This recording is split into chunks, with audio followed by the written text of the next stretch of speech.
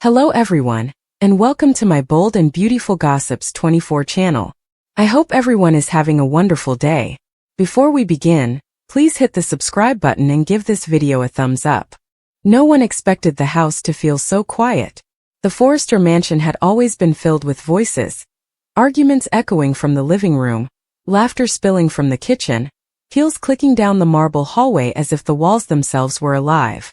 But that morning the silence pressed in on everyone's chest like a weight. It was the kind of silence that warned you something irreversible was about to happen. Eric Forrester lay upstairs in his bedroom, the curtains drawn halfway to let in the pale Los Angeles sunlight, his breathing shallow but steady, each breath sounding like a reminder that time was slipping through everyone's fingers faster than they were ready to admit. Doctors had come and gone. Family members had rotated in shifts, pretending to be strong, pretending not to notice how his hands trembled now, how the once commanding presence of the man who built an empire from nothing seemed fragile against crisp white sheets. Yet even in that fragility, Eric Forrester still commanded the room. Everyone knew it. Everyone felt it. And deep down, everyone feared what might happen if he decided it was time to finally speak the truth he'd buried for decades. Ridge stood near the doorway, arms crossed, jaw tight, staring at his father as if sheer willpower could force Eric to sit up, crack a joke, and tell everyone this was all some ridiculous misunderstanding. Brooke hovered close to the bed, her eyes glossy, one hand resting lightly on the mattress as if she needed physical proof that Eric was still there. Steffi paced near the window, her heels clicking softly against the floor despite her attempts to stay still, while Thomas stood beside her unusually quiet, his thoughts clearly elsewhere. Donna sat on the edge of a chair, clutching a tissue so tightly it was crumpled beyond recognition, her lips trembling every time Eric coughed or shifted. Even Carter had come, standing respectfully near the back of the room, knowing that whatever happened next would ripple through the family and the company, in ways none of them could fully grasp yet. The air was thick with unspoken words, with regrets that had waited too long to be voiced, with love that felt heavier now because time was running out. Eric stirred slightly, his eyes fluttering open. The room seemed to lean toward him instinctively, everyone holding their breath at once. His gaze moved slowly, deliberately, as if he wanted to see each face clearly, to imprint them into his memory one last time. When his eyes landed on Ridge, something shifted. There was love there, unmistakable and deep, but also something else. Guilt, long held and unresolved. Ridge felt it immediately, his chest tightening as he stepped closer. "Dad," he said softly, forcing a smile that didn't quite reach his eyes. "We're all here. You don't have to talk. Just rest." Eric's lips twitched, almost amused. "I've rested long enough," he murmured, his voice weak but steady, carrying more authority than anyone expected. "There are things I should have said years ago." Brooke's heart sank. She knew that tone. It was the tone Eric used when he was about to change everything. She glanced at Ridge, silently urging him to stop this, to tell his father it wasn't necessary. But Ridge couldn't speak. Something inside him told him that whatever Eric was holding on to had already shaped their lives in ways they didn't even fully understand. Steffi crossed her arms tightly, her expression guarded. "Granddad," she said carefully, "whatever it is, we love you. You don't need to worry about us." Eric turned his head toward her, his eyes softening. "That's exactly why I need to say it," he replied. "Because I love you all. And because you deserve the truth." A shiver ran through the room. Donna's breath hitched. Thomas swallowed hard. Carter straightened, sensing the gravity of what was about to unfold. Eric took a slow, labored breath. "For years," he began, "I've told myself that protecting this family meant keeping certain things buried. I told myself the truth would only cause pain. But I was wrong." His gaze returned to Ridge, lingering there. "The truth always finds a way out. And now, it's my responsibility to let it out before it destroys you from the inside." Ridge shook his head slightly, panic flickering across his face. "Dad, please." Eric raised a trembling hand, silencing him with a simple gesture that carried decades of authority. "Let me finish," he said quietly. "This is something I should have told you when you were a young man. Something that would have changed everything. And yet, in some ways, explains everything." Brooke's heart pounded in her ears. Her instincts screamed that this was about to reopen wounds that had never truly healed. She reached for Ridge's hand, gripping it tightly as if to anchor him. Eric noticed a sad smile crossing his face. "Brooke," he said gently, "you've always had a way of standing by the people you love, even when it hurts. You're stronger than you realize." Tears spilled down her cheeks, but she nodded, bracing herself. Eric closed his eyes for a moment, gathering what little strength he had left. When he opened them again, his voice was firmer, clearer, as if the truth itself was giving him energy. "Ridge," he said, "you've spent your whole life trying to live up to my expectations, trying to be the man you thought I needed you to be. But there's something you never knew, something I never allowed myself to face." Ridge felt like the floor was dropping out from beneath him. "What are you talking about?" he asked hoarsely. Eric swallowed. "Ridge, I'm not your biological father." The words hung in the air, heavy and unreal. For a moment no one moved. No one breathed. It was as if time itself had frozen, waiting to see how the Forrester family would shatter under the weight of that confession. Ridge stared at his father. No, the man he had always believed was his father. His mind refusing to process what he had just heard. "That's not funny," Ridge finally said, his voice cracking. "This isn't the time for jokes." Eric shook his head slowly, tears welling in his eyes. "I wish it were a joke," he whispered. "I wish I could take it back. But it's the truth." Brooke gasped softly, her free hand flying to her mouth. Steffi's eyes widened in disbelief, her heart racing. Thomas took a step back, as if the room had suddenly tilted off its axis. Ridge laughed bitterly, a sound that held no humor at all. "No," he said, shaking his head harder now. "No, that's impossible. You raised me. You taught me everything. You are my father." Eric reached out, his hand weak but determined, grasping Ridge's wrist. "I am your father in every way that matters," he said. "I loved you from the moment I held you. But blood tells a different story." The room erupted in emotion. Donna sobbed openly now, her shoulders shaking. Steffi's anger flared, sharp and sudden. "Who?" she demanded. "Who is his biological father?"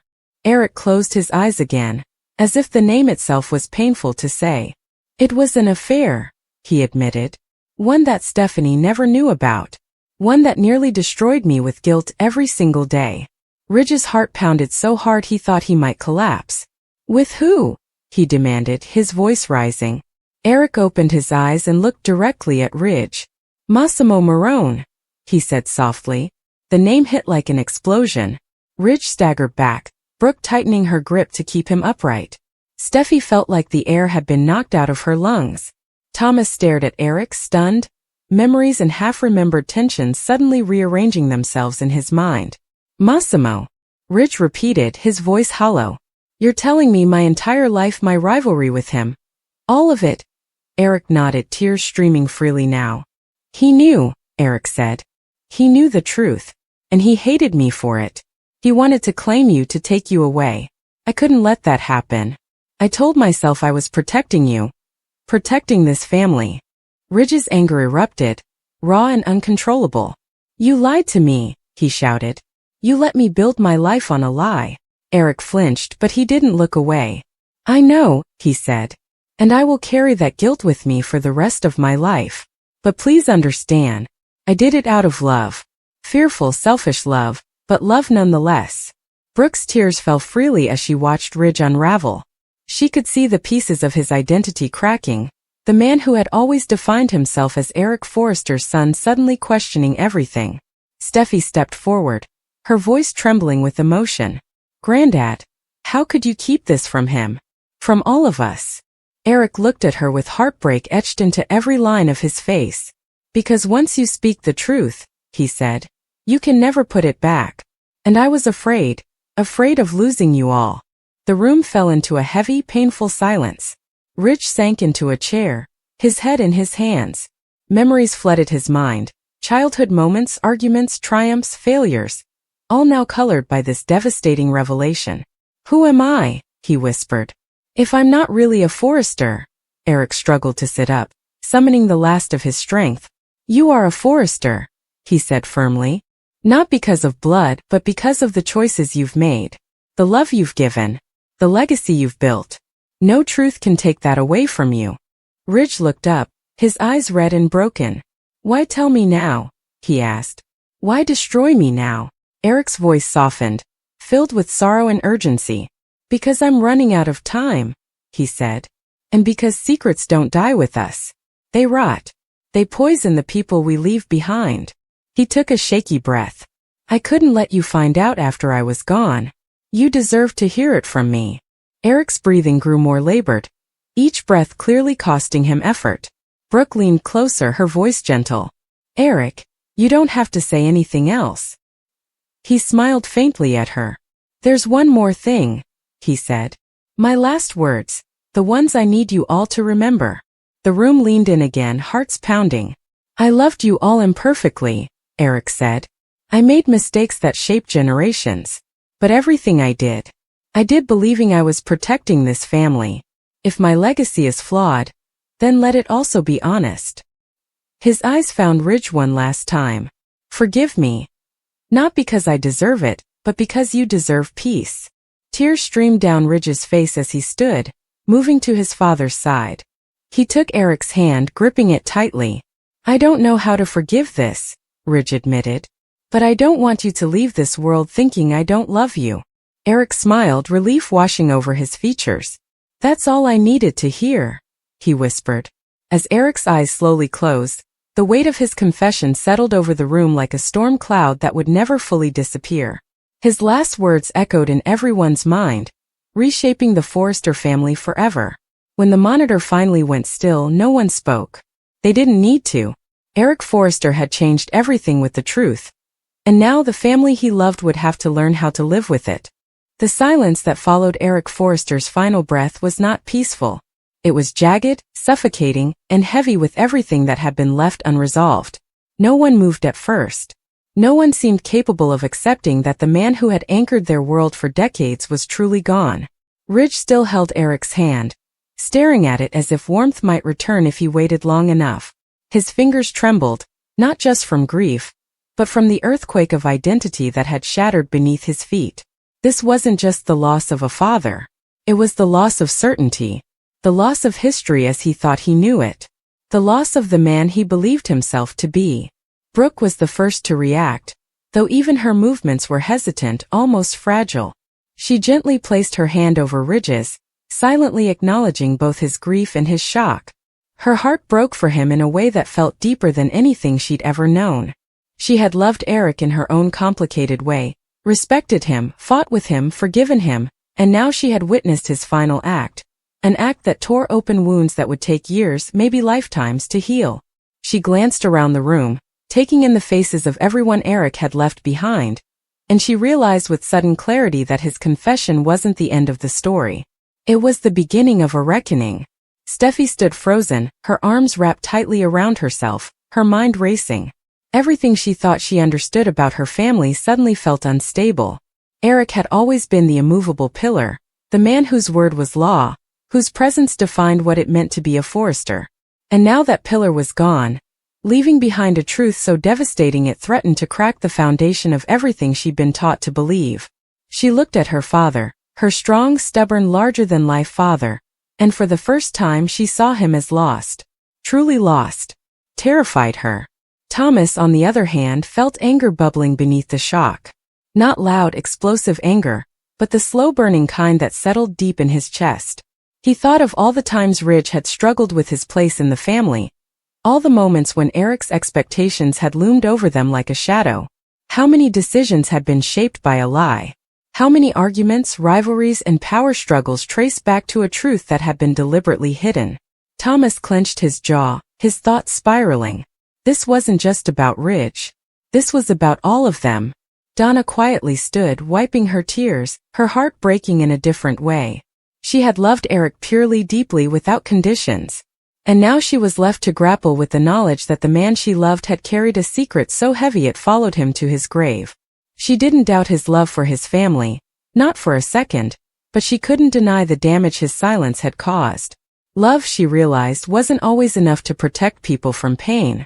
Carter cleared his throat softly, though no one looked at him. I'll give you some time, he said gently, already backing toward the door. He understood that this was not a moment for legal minds or business strategy. This was raw human devastation. As the door closed behind him, the room felt smaller, more intimate and far more volatile. Ridge finally let go of Eric's hand. The moment he did, it felt final in a way that stole his breath. He stood slowly, his movements stiff, like his body hadn't yet caught up with reality. "I need air," he muttered, his voice hollow. Before anyone could stop him, he walked out of the room, his footsteps echoing down the hallway like a countdown to something irreversible. Brooke hesitated only a moment before following him. She found Ridge on the terrace, staring out at the city, his hands gripping the railing as if the ground beneath him might collapse. "Ridge," she said softly. He didn't turn around. "My whole life," he began, his voice low and raw, "I fought to be Eric Forrester's son, to earn his respect, to prove I was worthy of his name. And now I find out, it was never even mine to earn." Brooke stepped closer, her heart aching. "It is yours," she insisted. "Eric raised you. He loved you. That doesn't disappear because of DNA." Ridge laughed bitterly. "Doesn't it?" he snapped, finally turning to face her. "Everything I am is built on that name. My career, my identity, my pride. And now I don't even know where I belong." Brooke reached out, placing her hands on his chest, grounding him. "You belong right here," she said firmly. "With your children. With your family. With me." Her voice wavered slightly on the last word, but her meaning was clear. "Eric may not have been your biological father, but he chose you. Every day. That matters." Ridge looked away, his eyes filled with conflict. "Massimo," he muttered. "All those years. All that tension. All that hatred between him and my father." His voice cracked. "He knew. And I didn't." The realization burned like acid in his veins. He wondered how many times Massimo had looked at him and seen not just a rival, but a son he could never fully claim. The thought made his stomach churn. Inside the house, Steffi struggled to keep herself together. She paced the living room, her heels clicking sharply against the floor, a sign of her rising agitation. "This changes everything," she said aloud, though she wasn't sure who she was talking to. Thomas leaned against the wall, arms crossed. "Does it?" he asked quietly. "Dad's still Dad. Eric's still the man who built this family." Steffi spun toward him. "You don't get it," she snapped. "The Forrester name is everything. And now people are going to question it. The press. The board. Everyone." Thomas frowned, considering that. "They already do," he said. "They always have. But this doesn't erase what Dad's accomplished." Steffi shook her head. "You don't understand what this will do to him. To his confidence. To his sense of self." Her voice softened. "He's never going to be the same." As if summoned by her words, Ridge re-entered the room, Brooke close behind him. His expression was guarded, his eyes shadowed by pain. Steffi immediately stepped toward him. "Dad," she said, her voice breaking. "I'm so sorry." Ridge nodded slowly. "So am I," he replied. "For all of us." Donna approached cautiously. "Ridge," she said gently, "Eric loved you more than anything. Please don't doubt that." Ridge looked at her, his eyes softening slightly.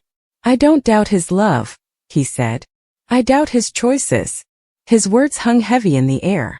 Hours later, as the house filled with distant relatives, staff members, and the quiet chaos that followed a death, the truth of Eric's confession began to ripple outward. Phones buzzed. Whispers spread.